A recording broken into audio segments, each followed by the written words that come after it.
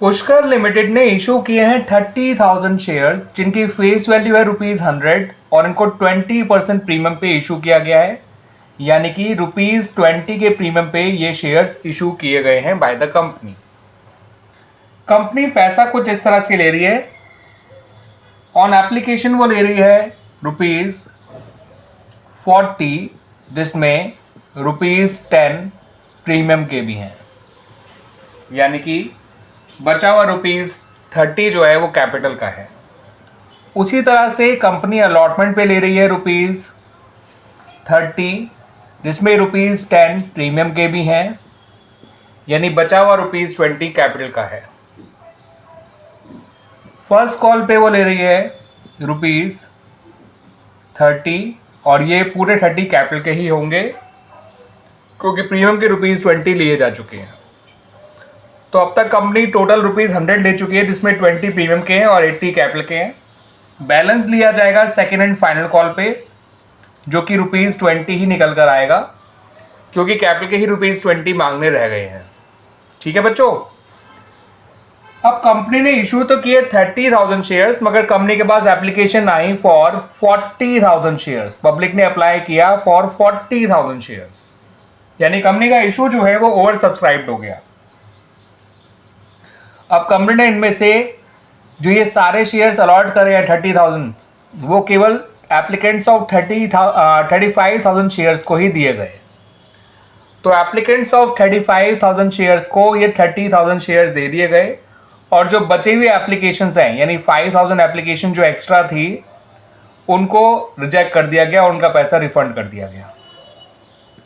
ठीक है बच्चों, और जो ये प्रोराटा कैटेगरी के एप्लीकेंट्स होते हैं, इनका जो एक्स्ट्रा एप्लीकेशन मनी होगा इसे आगे शेयर अलॉटमेंट अकाउंट में ट्रांसफर कर दिया जाता है। ठीक है बच्चों, चाहे कहें या ना कहें इस बारे में। ठीक है, वैसे क्वेश्चन में आपको कह रखा है कि एक्सेस एप्लीकेशन मनी जो एडजस्ट किया गया है towards sum due on allotment. फिर में बताया गया कि एक डिफॉल्टर है जिसका नाम है योगेश, और योगेश ने अप्लाई किया था, ही अप्लाइड फॉर 700 शेयर्स। इसने अलॉटमेंट नहीं दिया, अलॉटमेंट मनी नहीं दिया, और उसके बाद इसका तुरंत बाद इसका शेयर फॉरफिट कर लिया गया। अलॉटमेंट ना देने के बाद ही उसका शेयर फॉरफिट कर लिया गया, उसको आगे मौका ही नहीं दिया गया। ठीक है बच्चों, फिर कंपनी ने उसके बाद जो है फर्स्ट कॉल मांगी और उसका पैसा कंपनी को पूरा पूरा मिल भी गया। ठीक है बच्चों, फर्स्ट कॉल मांगी और रिसीव भी हो गई। याद रखिएगा, फर्स्ट कॉल जो है योगेश से नहीं मांगी जाएगी, बिकॉज योगेश का शेयर तो कंपनी ने अलॉटमेंट के बाद ही फॉरवर्ड कर लिया था। क्लियर बच्चों, और क्वेश्चन में साफ गिवन है कि कंपनी ने सेकेंड एंड फाइनल कॉल मांगी ही नहीं है। ठीक है बच्चों, the company has not called the second and final call, it's not made yet. इतनी इंफॉर्मेशन के बेसिस पे आपको नेसेसरी जर्नल एंट्रीज पास करनी है in the books of Pushkar limited. ठीक है बच्चों, तो आइए पुष्कर लिमिटेड की बुक्स में क्या क्या जर्नल एंट्रीज बनेंगी उसको देख लेते हैं, समझ लेते हैं। मगर एंट्रीज से पहले आपको थोड़ी वर्किंग करनी पड़ेगी, स्पेशली फॉर योगेश। ठीक है, योगेश के लिए ही करनी पड़ेगी, और वो वर्किंग क्या है आइए समझ लीजिए बच्चों उसको। तो बच्चों, आपको योगेश के शेयर्स अप्लाइड दे रखे हैं, है ना बच्चों। आप पता करिए कि योगेश को कितने शेयर्स अलॉट करे गए थे। आप पता करिए कि शेयर्स अलॉटेड टू योगेश है कितना। ये जानना बहुत ज़रूरी है बच्चों, क्योंकि जो योगेश का कॉल से नरियर निकाला जाएगा वो उसके अलॉटेड शेयर पे निकाला जाएगा, और हमें पता ही नहीं उसके अलॉटेड शेयर कितने हैं, है ना बच्चों। तो कंपनी ने 35,000 मांगने वालों को 30,000 शेयर्स दिए थे। योगेश ने मांगे हैं 700 शेयर्स, तो उसको कितने शेयर मिले होंगे, लेट इट बी एक्स। ऐसे आप क्रॉस का साइन बनाइए। जिनका पेयर कंप्लीट हो रहा है उनको ऊपर रखिए। ठीक है बच्चों, जैसे ये, और नीचे रखिए जिसका पेयर कंप्लीट नहीं हो रहा है, यानी एक्स का, और ये एक्स को यहाँ लिख दीजिएगा। एक्स के जो कॉरस्पॉन्डिंग वैल्यू उसको नीचे रख दीजिएगा। जिनका पेयर कंप्लीट हो रहा है वो ऊपर, जिसका पेयर कंप्लीट नहीं हो रहा है वो नीचे, और इससे एक्स निकल आएगा। ये निकल कर आएगा बच्चों 600। इसका मतलब उसको कितने शेयर अलॉट करे गए थे? 600। अब जो योगेश है वो प्रोराटा कैटेगरी को बिलोंग करता है, जिन्होंने कंपनी से मांगे ज़्यादा शेयर थे, उन्हें मिले कम शेयर्स। अब इनका पक्का एक्सेस एप्लीकेशन मनी आया हुआ है। कितना इनका मनी एक्स्ट्रा आया हुआ है बच्चों? इसने मांगे थे 700 शेयर्स, इसे मिले थे केवल 600 शेयर्स। इसके 100 शेयर का एप्लीकेशन मनी एक्स्ट्रा आया हुआ है कंपनी के पास। एप्लीकेशन मनी है ₹40 इंक्लूडिंग प्रीमियम। तो आप यहाँ पूरा 40 ही लिखिएगा बच्चों, अलग मत करिएगा प्रीमियम को। प्रीमियम को अलग केवल कैपिटल में ट्रांसफर करते समय किया जाता है और कहीं नहीं, ठीक है। तो यहाँ पर आपका आ जाएगा 100 × 40 होता है बच्चों ₹4000। तो इसका 4000 एप्लीकेशन मनी पहले से ही एक्स्ट्रा आया हुआ था, जो आगे अलॉटमेंट में एडजस्ट कर दिया गया होगा, जो कि प्रोराटा कैटेगरी वालों के लिए एक आम बात है। अब इसका जो कॉल्स इन अरियर आप निकालेंगे ना बच्चों, calls in arrear on allotment, तो उसको निकालते समय इस बात का ध्यान रखिएगा कि एक तो ये कि इसका अरियर अलॉटेड शेयर पे निकलेगा जो कि 600 है, और अलॉटमेंट मनी ₹30 है। इसमें से ये 4000 रुपीज़ माइनस करना मत भूलिएगा, ठीक है बच्चों। तो इसका जो अरियर आएगा वो आएगा ₹14,000। क्लियर बच्चों, आगे बात समझ में। तो इसका जो कॉल्स इन अरियर आएगा वो आएगा ₹14,000। आइए बच्चों, अब हम अपनी जर्नल एंट्रीज बना लेते हैं। तो सबसे पहले ही जो जर्नल एंट्री बनाई जाएगी वो बनाई जाएगी bank account debit to shares application account. और पहली एंट्री हमेशा जितनी एप्लीकेशंस कंपनी के पास आई हैं, यानी 40,000 आई हैं, इंटू ₹40 करिएगा, ठीक है बच्चों। ये आएगा 16 लाख। तो पहली एंट्री ₹16 लाख से बनाई जाएगी, जितना एप्लीकेशन मनी रिसीव किया गया है बाय द कंपनी। दूसरी एंट्री के वक्त आपको शेयर एप्लीकेशन अकाउंट डेबिट करना है बच्चों, और शेयर कैपिटल अकाउंट क्रेडिट करना है, ठीक है बच्चों। साथ के साथ सिक्योरिटीज प्रीमियम अकाउंट क्रेडिट करना है, शेयर अलॉटमेंट अकाउंट क्रेडिट करना है, और बैंक अकाउंट क्रेडिट करना है। तो ये 4 अकाउंट क्रेडिट किए जाएंगे यहां पर। यहां तो अमाउंट 16 लाख ही आएगा बच्चों। अब कैपिटल में कंपनी उतने ही शेयर्स का पैसा ट्रांसफर करेगी जितने उसने इशू किए थे, और प्रीमियम हटा के करेगी, तो इंटू 30 यहाँ आएगा।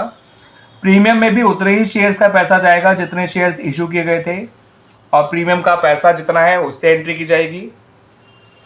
तो 30,000 × 30 होता है बच्चों ₹9 लाख, और 30,000 × 10 होता है ₹3 लाख। और जो प्रोराटा कैटेगरी वालों के एक्स्ट्रा एप्लीकेशन मनी थी, आपने 35,000 मांगने वालों को 30,000 शेयर्स दिए हैं, इंटू ₹40 जितना एप्लीकेशन मनी है, इसमें यहाँ पे अलग मत करिएगा, 30 और 10 मत करिएगा। ये पैसा जाएगा आपका शेयर अलॉटमेंट अकाउंट में। ये उनको रिफंड नहीं किया जाता, एक्स्ट्रा पैसा आगे अलॉटमेंट में एडजस्ट कर लिया जाता है। और जो एप्लीकेशन रिजेक्ट हो गई थी उनका पैसा आपको वापस ही करना पड़ेगा, और पूरा ₹40 ही करना पड़ेगा। तो यहाँ पर आपको ₹2 लाख डालने हैं बैंक अकाउंट में। याद रखिएगा बच्चों, कैपिटल में और प्रीमियम में तो पैसा अलग अलग करके डाला गया, लेकिन जो पैसा अलॉटमेंट में गया है और जो पैसा रिफंड हुआ है उसमें पूरा ₹40 से ही मल्टीप्लाई करके लिखा गया है। इस बात को याद रखिएगा। आइए बच्चों, अब बात करते हैं अलॉटमेंट मनी की। तो अलॉटमेंट मनी पहले ड्यू कराया जाता है, याद रखिएगा, फिर उसको रिसीव किया जाता है। तो एंट्री बनेगी अलॉटमेंट मनी ड्यू कराने की, share allotment account debit to share capital account. और प्रीमियम अलॉटमेंट पे भी है, तो आपको लिखना होगा to securities premium account. Company allotment उतने ही शेयर्स पे ड्यू कराएगी जितने शेयर्स उसने लोगों को अलॉट किए हैं, यानी 30,000 इंटू 30 यहाँ लिखिए। प्रीमियम में प्रीमियम का पैसा लिखिए, कैपिटल में कैपिटल का पैसा लिखिए, ठीक है बच्चों। प्रीमियम का अमाउंट है ₹10। तो 30,000 इंटू 30 होता है बच्चों 9 लाख। 30,000 इंटू 20 होता है 6 लाख, और 30,000 इंटू 10 होता है 3 लाख। सही है बच्चों। अब इसको रिसीव भी कर लीजिए इस पैसे को। तो bank account debit calls in arrear account debit, क्योंकि जो योगेश है उसने अलॉटमेंट नहीं पे किया था, हमने इसके लिए वर्किंग करके इसका अरियर भी निकाला था to share allotment account.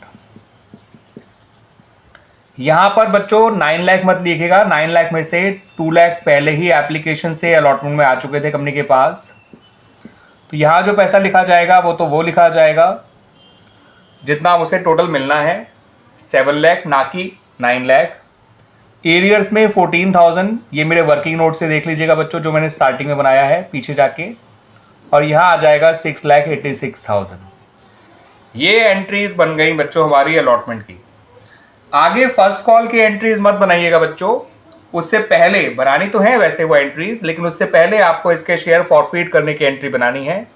Yogesh के शेयर फॉरफीट करने की एंट्री आपको बनानी है। तो बच्चों जब योगेश का शेयर फॉरफीट करेंगे तो ध्यान रखिए उसने क्या दिया है क्या नहीं दिया है। एप्लीकेशन वो दे चुका है, अलॉटमेंट उसने दी नहीं है, फर्स्ट कॉल जो ₹30 है और फाइनल कॉल जो ₹20 है वो उससे मांगी नहीं गई हैं। तो जो पैसे मांगे नहीं गए वो उसकी बात ही नहीं करेंगे, इतने पे फोकस करते हैं। इसमें से वो ये दे चुका है और उसने ये नहीं दिया है। ठीक है बच्चों, तो जब उसका शेयर फॉरफीट किया गया तो कंपनी ने शेयर कैपिटल का जो पैसा कॉल्ड किया था उतने से ही शेयर कैपिटल को डेबिट करिएगा। कैपिटल का पैसा है जो कॉल किया गया है ₹50, 30 और 20, ये 30 और 20, ₹50 ही कॉल हुए हैं कैपिटल के अप टू अलॉटमेंट। सही है, तो इसके शेयर है 600, ये बात भी ध्यान रखिएगा, और इंटू 50 कर दीजिए तो ये आ जाएगा 30,000। फिर सिक्योरिटीज प्रीमियम ध्यान रखिए बच्चों, वो डेबिट करना है, और कौन सा प्रीमियम डेबिट होगा ये भी ध्यान रखिए। प्रीमियम वो वाला डेबिट किया जाता है जो नहीं मिला है, तो एप्लीकेशन वाला प्रीमियम मत डेबिट करिएगा, ये वाला प्रीमियम डेबिट करेगा जो नहीं मिला। जो प्रीमियम मिल चुका होता है वो डेबिट नहीं किया जाता। तो 600 इंटू 10, 6,000 आपका सिक्योरिटीज प्रीमियम में आ जाएगा। और उसके अलावा आपको 2 अकाउंट क्रेडिट करने हैं, एक कॉल्स इन अरियर अकाउंट, आप लोग पूरा पूरा लिखिएगा बच्चों, नंबर वर्ड कट जाएंगे वरना आप लोगों के, ठीक है, और एक क्रेडिट करिए फॉरफीट शेयर अकाउंट में। यहाँ वो पैसा जो इसने नहीं दिया है और यहाँ वो पैसा जो वो दे चुका है, क्योंकि योगेश जो प्रीमियम दे चुका है वो तो हमने डेबिट ही नहीं करा है बच्चों, वो पैसा सिक्योरिटीज प्रीमियम में ही रहता है, और जो कैपिटल का पैसा वो दे चुका है वो पैसा शेयर कैपिटल अकाउंट से निकाल के फॉरफीट शेयर अकाउंट में डाल दिया जाता है।